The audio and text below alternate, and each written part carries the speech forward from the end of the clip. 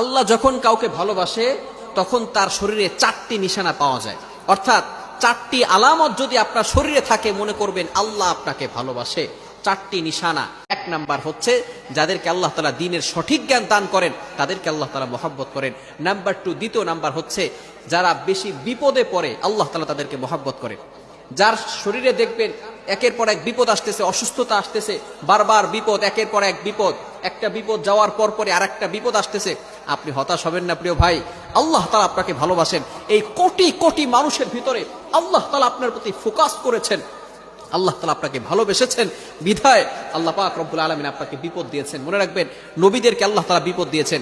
ইব্রাহিম আলাইহিস সালাম খলিলুল্লাহ এবং মিল্লাত আবিকুম ইব্রাহিম, যিনি সকল মুসলিম উম্মাহের সকল মুসলমানদের পিতা এবং সকল মুসলমানদের লিডার নেতা, সুতরাং ইব্রাহিম আলাইহিস সালামকে আল্লাহ তাআলা সবচেয়ে বেশি কষ্ট দিয়েছেন।